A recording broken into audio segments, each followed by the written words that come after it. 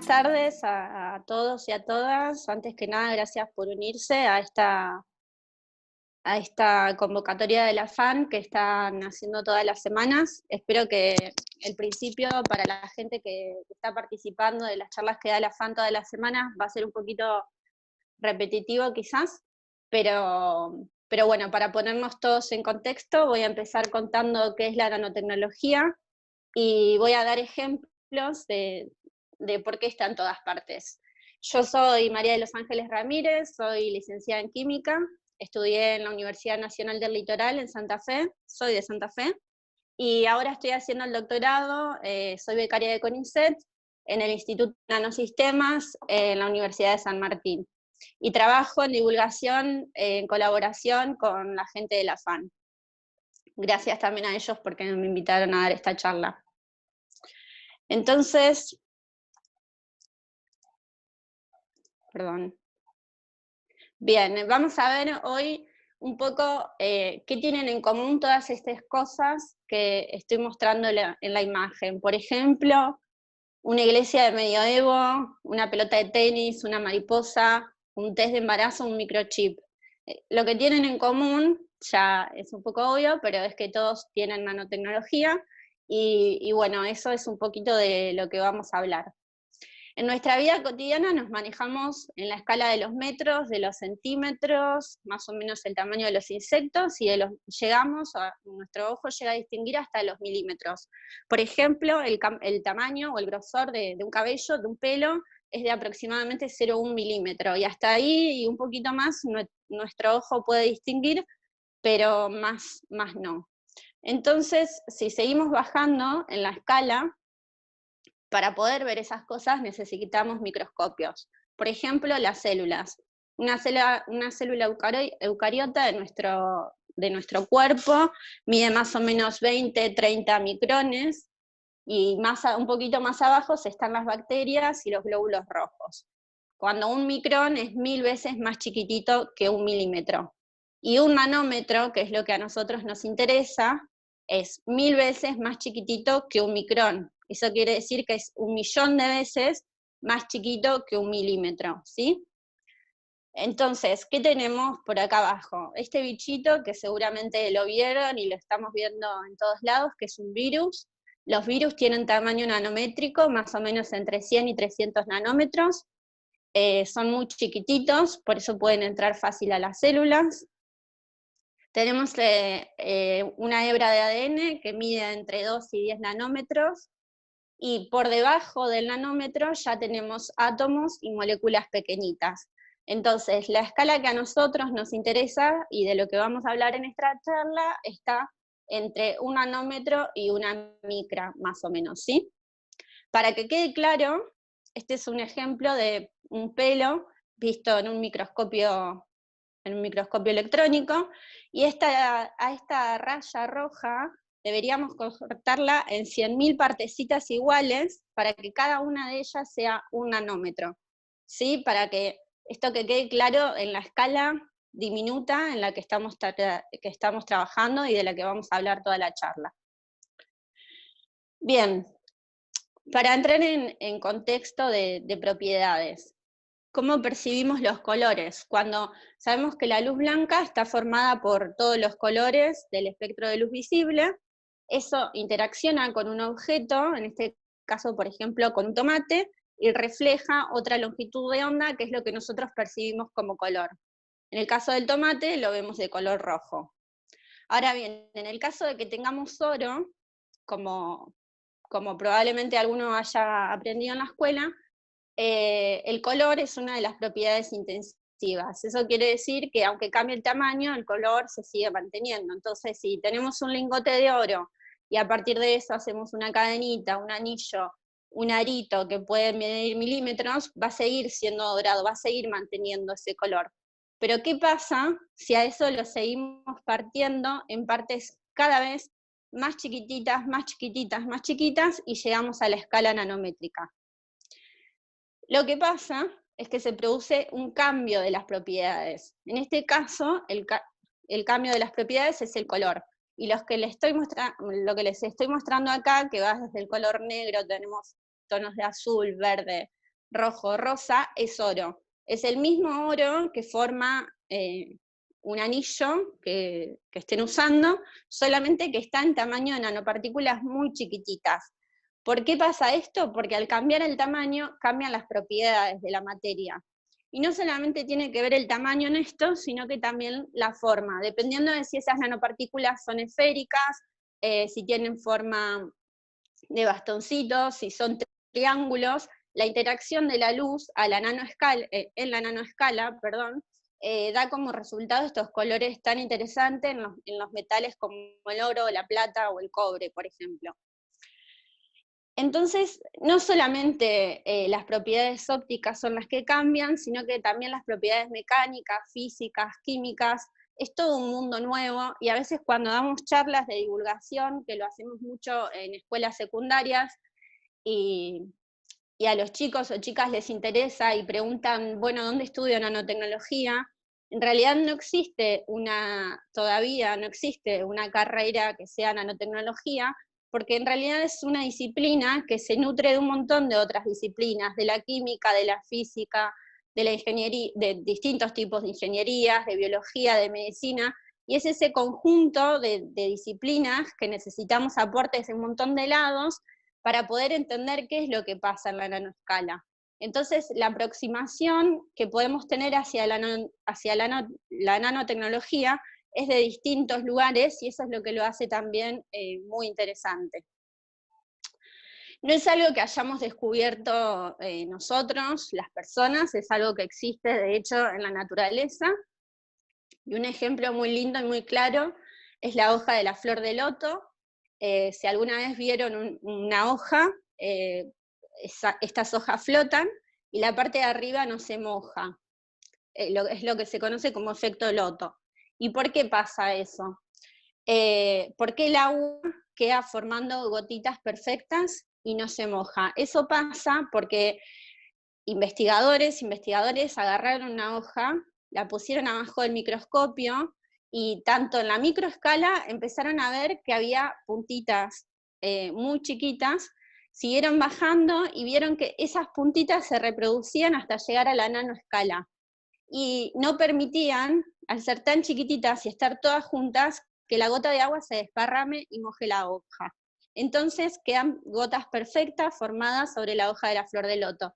Y este efecto se aprovechó en la industria, por ejemplo, para hacer materiales hidrofóbicos, materiales que no se mojen con el agua, o ropa hidrofóbica, que es ropa que no se mancha y que se usa en casos particulares. Otro ejemplo que me parece bastante lindo son las mariposas. Las mariposas antes se creía también que el color de las mariposas se debía a pigmentos naturales que tenían en sus alas.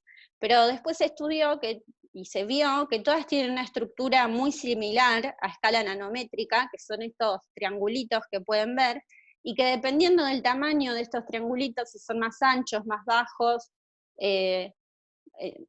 sí, más finitos, la interacción de la luz con estos triangulitos de tamaño nanométrico da lugar al color que nosotros percibimos en esas mariposas.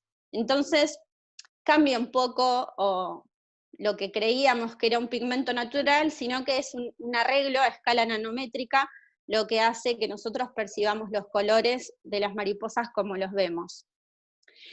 Y acá voy a dar un ejemplo de dos animales. Uno es el gecko, que es esta lagartija chiquitita. El gecko, bueno, tiene la particularidad que se puede trepar y adherir muy bien a distintas superficies, incluso de caminar sobre techos sin caerse. Y de nuevo, esto resulta, como hacemos muchas veces en investigaciones, buscar cosas que existen en la naturaleza y tratar de reproducirlas. Entonces, de nuevo, se intentó saber por qué el gecko tenía esta capacidad que no tienen otras lagartijas o otros animales de no caerse. Y se estudió también que tiene esta habilidad porque en sus patitas, a escala nanométrica, tiene en lugares muy chiquititos puede llegar a tener 1000 espátulas nanométricas, y eso es lo que a él le permite adherirse y moverse y caminar por distintas superficies. Que el chiste que hacemos siempre es que si quizás Spider-Man también tiene una estructura parecida a la del gecko, ¿no? Bien, y otro ejemplo también muy conocido, un animal en la naturaleza, es el camaleón, que bueno, sabemos que cambia de color según la ocasión. Y lo que se creía antes también era que el camaleón tenía una serie de pigmentos en su piel y que depende de si se sentía estresado, atacado o, por ejemplo, si quería conquistar una pareja, cambiaba esos pigmentos en su piel y se mimetizaba con el ambiente bueno, o expresaba su estado de ánimo a través de eso. Pero de nuevo, se estudió más en detalle la piel de camaleón y se descubrió que no es eso, que no eran pigmentos naturales, sino que es una proteína que él tiene en la piel, que está vista con un microscopio acá al costado, y que depende de cómo el camaleón acomoda esa proteína para mimetizarse, es como la luz interacciona con su piel y el color que refleja y que nosotros vemos. Entonces, bueno, esto es como que cambia un poco lo que creíamos antes y nos lleva a otro mundo. Ahora, si bien, bueno, como dije, está en la naturaleza, y a partir de eso nosotros empezamos a usarlo, y lo usamos mucho en la vida cotidiana. Voy a mostrar varios ejemplos. El que me parece un buen ejemplo es el test de embarazo. Bueno, voy a mostrar un video cortito, donde quiero que solamente se enfoquen en la pelotita roja, que es una nanopartícula de oro, y en el cubo verde, que es la enzima que la mujer libera cuando está embarazada, que se llama HCG. Entonces, lo que sucede cuando la mujer está embarazada, se pone una muestra de orina en un recipiente y sobre él se pone el test, el EVA test o lo que sea. Eso va a ir corriendo a través de la cinta, y si la mujer tiene la proteína, que son estos cubitos verdes, las nanopartículas de oro, que son las bolitas rojas, lo van a arrastrar hasta la cinta del test. Este test, como saben, tiene dos rayitas. Una rayita que es la rayita control, para saber que está funcionando bien, y otra rayita que es la rayita del test. Cuando tiene dos rayitas, es positivo. Entonces, si la mujer tiene esa proteína y está embarazada, lo que nosotros vemos después son las dos rayitas de color rojo. ¿Y por qué son de color rojo? Bueno, justamente porque estas nanopartículas de oro tienen el tamaño, como les mostré antes, que corresponde al color que nosotros percibimos como rojo. Si es negativo, la proteína no va a estar presente en esa muestra, y la segunda rayita no va a ser. Vamos a tener solamente la control. Bien, se usa muchísimo la nanotecnología en cosmética. L'Oréal es una de las empresas pioneras que empezó a usarla, y de hecho esto está sacado directamente de su página web. Quiero aclarar que todos los productos, tanto en medicina como en cosmética, que se usan con nanopartículas, pasan por los mismos controles que pasa cualquier cosmético o cualquier medicamento. Entonces, que no hay que desconfiar por ahí, que es un prejuicio que se tiene porque es algo que no se conoce. Entonces, L'Oréal lo que hizo, por ejemplo, es incorporar nanopartículas de óxido de titanio, de óxido de zinc en protectores solares, y esto lo que hace es proteger a la piel de los rayos UV más efectivamente de lo que lo hacen los protectores solares comunes. L'Oréal usa, por ejemplo, nanopartículas de óxido de zinc en cremas faciales, en cremas anti-age para rellenar arrugas, y por ejemplo, en las máscaras de pestañas usan nanopartículas de carbono porque tienen un negro más intenso y porque les da la propiedad de ser resistentes al agua. Seguramente lo habrán visto. En la tecnología hay un montón de nanotecnología, y acá me voy a detener un poquito a explicar qué son los quantum dots. En castellano son puntos cuánticos. La empresa que empezó a aprovechar a estas nanopartículas, que son muy chiquitas, miden entre 2 y 10 nanómetros, y tienen la capacidad de dar una gama de colores muy amplia. Según Samsung, ellos pudieron obtener 1.000 millones de colores a través de los distintos quantum dots que incorporan a sus televisores. En un principio, quien desarrolló esta tecnología fue Sony, pero bueno, Samsung la aprovechó mucho más, y de hecho es el que tiene la gama de televisores QLED más grande, que seguramente lo habrán visto, los 4K o los 8K. Lo que hicieron ellos es incorporar a sus televisores, que se ven en este video, un montón de quantum dots en la parte de atrás de los LEDs, y eso permite que, aparte de tener una gama mucho más amplia de colores, que la resolución sea mucho mejor. Por eso se ven, bueno, si vieron alguno, casi como si pudieras tocarlo, por la resolución que logran usando estas nanopartículas. Entonces, cuando vean QLED es porque tiene quantum dots, porque tiene nanopartículas. Cambiando un poquito de tema y yendo al deporte, Wilson es otra empresa que invierte mucho en investigación y en nanotecnología.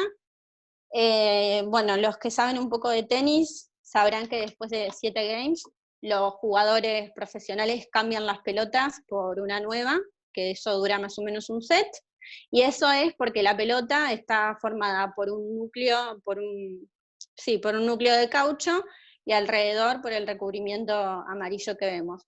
Lo que pasa es que durante el juego la pelota se va desinflando porque ese caucho no es impermeable, la pelota pierde aire, cambia el rebote, entonces los jugadores dejan la pelota y la cambian por una nueva y empiezan con otra. Cuando Wilson hizo estas pelotas que se llaman doble core, porque quiere decir doble núcleo, duraban hasta 15 games, o sea, prácticamente el doble. Lo que hicieron simplemente fue poner una capa de 2 nanómetros de arcilla adentro del núcleo del caucho, y esto le aumentaba el doble la durabilidad de la pelota. Y bueno, fue muy interesante, fue muy bueno. Lo que pasó fue que los jugadores no se acostumbraban, por una cuestión de que ya estaban acostumbrados a que sus pelotas duren 7 games, y después de ese tiempo cambiaba la flexibilidad y el rebote, y la tiraban y usaban una nueva. No se acostumbraron a usar estas pelotas, entonces Wilson dejó de producirlas, pero es muy interesante que con solamente 2 nanómetros, si toman dimensión de lo que es, pudieron cambiar el rendimiento de este material al doble, ¿no? Bien, espero que hasta ahora vayamos bien, no tengo interacción, pero creo que vamos bien. Y bueno, uno de los materiales que por ahí más incidencia tuvo en estas últimas décadas en la nanotecnología es el grafeno.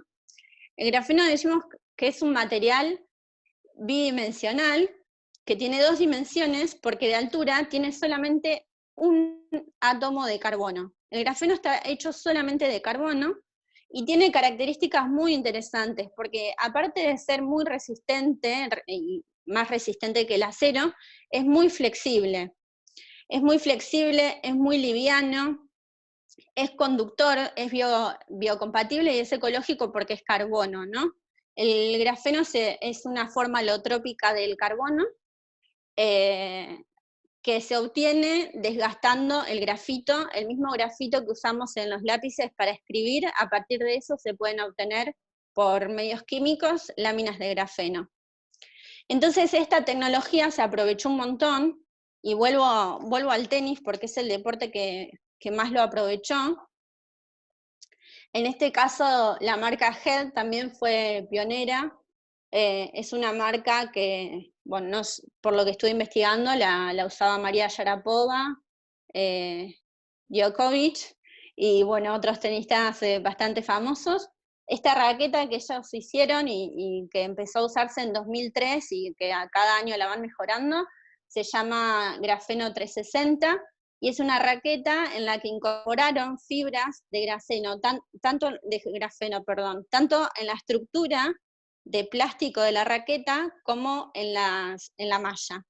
Y con esto lograron que el golpe sea limpio, que el impacto que genera la vibración después del golpe sobre la mano de los tenistas sea más bajo, porque, bueno, esto dado también por la flexibilidad del grafeno, que absorbe parte de esa energía del impacto, y bueno, la verdad es que tuvo muy buenos resultados, y después de que Head presentó esta raqueta, hay otras marcas que también están incorporando, o que empezaron a incorporar esta tecnología para sus raquetas.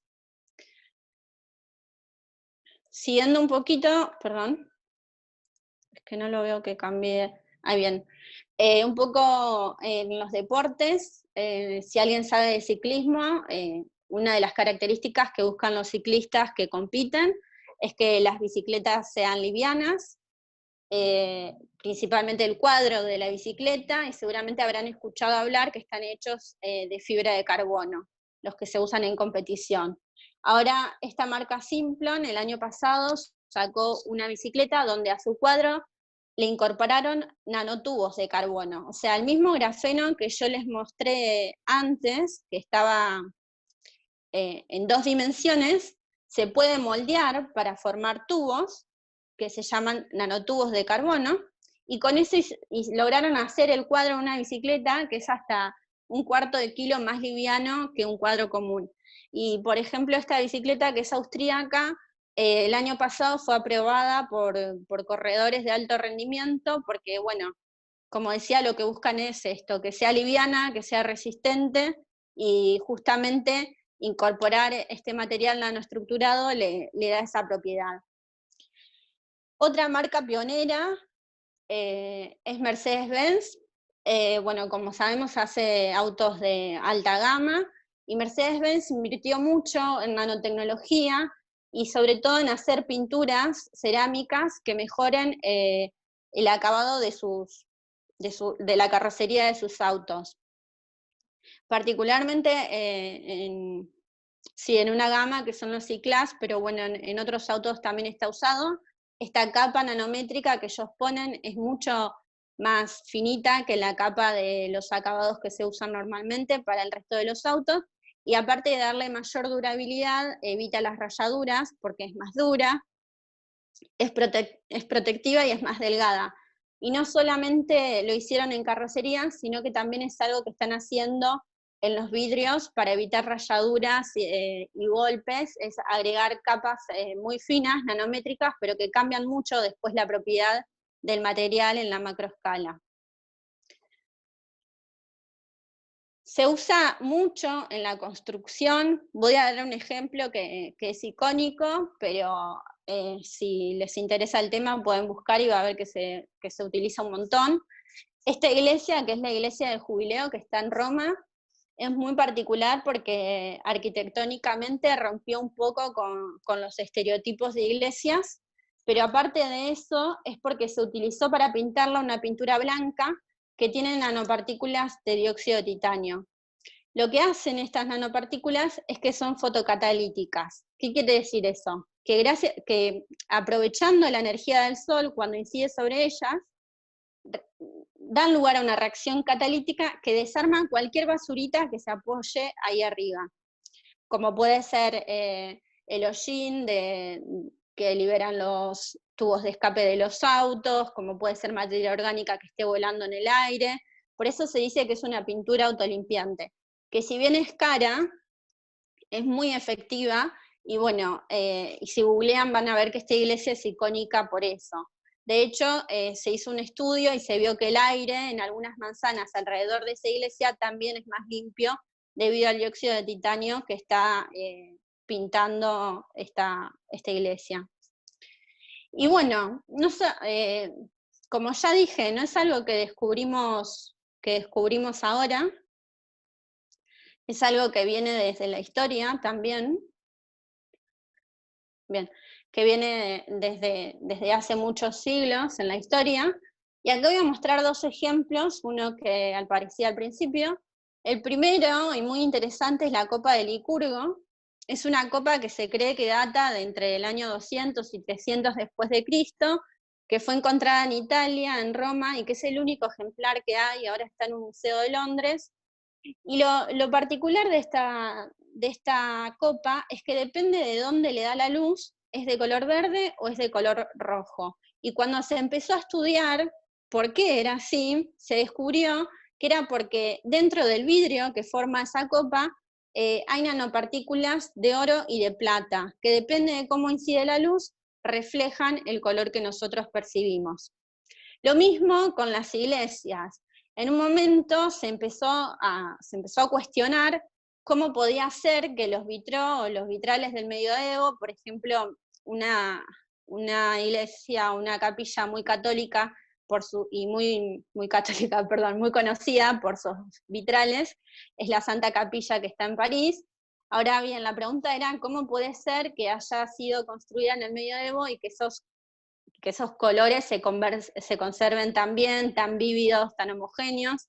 Se empezó a estudiar y se descubrió que es porque los artesanos de ese momento, sin saberlo, incluían nanopartículas en el vidrio que hacían para obtener los colores que tenían. Entonces, por ejemplo, descubrieron que en el rojo había esferas de oro, o en el azul había esferas de plata o triángulos, y así descubrieron que sin saberlo, los artesanos de esa época, ellos mezclaban lo que tenían.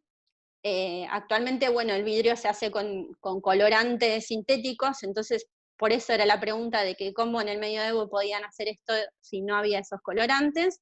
Y bueno, y se descubrió efectivamente que sin saberlo ellos estaban haciendo nanotecnología y estaban incorporando nanopartículas a estos vidrios para obtener los colores que querían. La nanotecnología se usa mucho en la medicina. Voy a dar solamente 2 ejemplos para no hacerlo tan largo. Particularmente son 2 drogas oncológicas. Una de las drogas es doxorubicina. Esta droga se usa para distintos tipos de cáncer en quimioterapia, pero tiene el problema que como efecto secundario en el paciente genera problemas cardíacos, es cardiotóxica. Entonces, lo que se hizo fue armar una formación donde la droga quede encapsulada como en una burbujita de lípidos y de polímeros, y que de esa manera entre al organismo, y se logró bajar muchísimo los efectos secundarios en los pacientes al llevarla encapsulada en vez de enviarla libre durante el tratamiento de quimioterapia. Y otro ejemplo es el Abraxane, que la droga que se usa es el paclitaxel. El problema del paclitaxel es que no es soluble en agua, entonces cuando tenemos drogas que no son solubles en agua tenemos un problema, porque nuestro cuerpo es agua, básicamente. Entonces, la manera que se encontró de poder administrarlo también en quimioterapia fue mezclarlo con proteínas, formar nanopartículas de proteínas como pelotitas de 100 o 130 nanómetros, que de esa manera ingrese al organismo, porque se disuelve en medio acuoso, y que después, una vez que ingresó, ya está, se desarme y libere la droga, que es el paclitaxel. ¿Sí? Y bueno, para ir cerrando más o menos, voy a contar un poquito de qué hago yo. Como dije al principio, soy licenciada en química y trabajo en esta rama de la nanomedicina. Lo que yo hago son nanopartículas de óxido de silicio mesoporosas. ¿Qué quiere decir mesoporosas? Que tienen un montón de agujeritos como bolsillos chiquititos que tienen 2 o 3 nanómetros, donde en esos bolsillos podemos cargar un montón de cosas. Por ejemplo, distintos tipos de droga, y usar a la partícula como si fuera un vehículo que va y que transporta droga dentro del organismo, ¿sí? Bueno, acá hay un simple ejemplo para que tengan una idea de cómo se sintetiza en el laboratorio. Hay un montón de métodos, solamente, bueno, muestro este como ejemplo. Las podemos tener en estado sólido, en manera de polvo, pero después cuando las vamos a usar necesitamos que, en el caso de la nanomedicina, que sean solubles en agua, como en este tubito que está acá. Y ahora bien, ¿cómo hacemos para ver cosas tan chiquitas? Porque yo hago una síntesis en el laboratorio y necesito saber que me salió bien y que efectivamente tengo lo que buscaba. Y a eso lo logramos usando microscopios electrónicos, como este que está acá, que es un microscopio electrónico de transmisión. Son de alta resolución, son microscopios que nos llegan, que nos permiten ver hasta esta escala, y si pueden ver estas pelotitas, que yo acá representé con un dibujito, las pelotitas que están acá son nanopartículas que yo sinteticé, y los puntitos que se ven más claritos son los poros, los agujeritos de estas nanopartículas.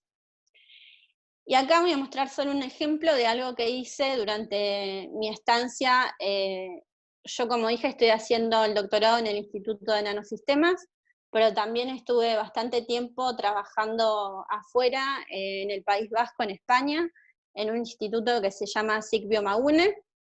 Y, por ejemplo, algo que nos interesa mucho en la medicina en general, no solo en la nanomedicina, es cómo una droga se distribuye en el cuerpo. A eso le llamamos biodistribución. ¿Por qué? Porque es importante saber si la droga que nosotros estamos administrando se acumula por algún motivo en el pulmón, en los riñones, en el hígado. Entonces, es muy importante saber este aspecto, y de hecho es algo de lo que se estudia antes de aprobar una droga. Lo que nosotros queríamos hacer con nuestras partículas era ver cómo se biodistribuyen. Para eso las marcamos o les pusimos una molécula radioactiva, un átomo radioactivo, perdón, y a través de PET, a través de una tomografía, pudimos seguir en tiempo real con el animal vivo cómo esas nanopartículas se van distribuyendo en el organismo y en qué órganos se acumulan o no, si llegan al tumor o no, en qué cantidad. Bueno, un montón de información se puede sacar a partir de eso. Y bueno, para terminar y que no se haga muy largo, quiero terminar mencionando un desarrollo nacional de una empresa que se llama Hybridon. Es una empresa que se hizo en conjunto entre la Universidad Nacional de San Martín, ADOX y CONICET. Ellos tenían una inquietud, y esa inquietud eran las, tan importante en este momento, las infecciones intrahospitalarias. ¿Qué pasa? Que los agentes desinfectantes que se usan actualmente son muy efectivos, pero duran poco tiempo. Entonces hay que volver a limpiar, especialmente en salas como quirófanos, muy seguido y muy a fondo para que eso esté libre de patógenos, libre de microbios o de microbios, sí. Entonces lo que hizo este desarrollo fue crear materiales, micropartículas nanoestructuradas, parecidas a las que yo les mostré antes, que tienen estos agujeritos para cargar cosas, y en esos agujeritos cargar agentes antimicrobianos. De esta manera lo mezclaron en una solución, hicieron como un spray, y al aplicarlo en superficies, crean superficies que son antibacterianas y que duran mucho más tiempo que un desinfectante común. ¿Por qué? Porque desde esas partículas se puede liberar más lentamente el agente microbiano que ellos cargan en los poros y permitir que dure más tiempo. Ellos ya hicieron pruebas, por ejemplo, en el Hospital Garrahan, y bueno, me parecía muy importante cerrar con este producto que es de producción nacional y que está hecho entre la unión de una universidad, del CONICET, y una empresa privada, y que nos da una solución real a un problema que tuvimos siempre y que particularmente tenemos en este momento. Para que sepan que, si bien decir la palabra nanotecnología parece un poco futurista o parece lejana, es algo que en nuestro país dominamos. Tenemos muy buenos nanotecnólogos y nanotecnólogas. En esto quiero recalcar el trabajo que hace la FAN, y agradecerles a ustedes por haber escuchado. Espero que haya sido interesante. Gracias a la FAN de nuevo por haberme invitado, y queda abierto el chat por si quieren hacer preguntas de dudas que hayan tenido sobre la charla. Muchas gracias.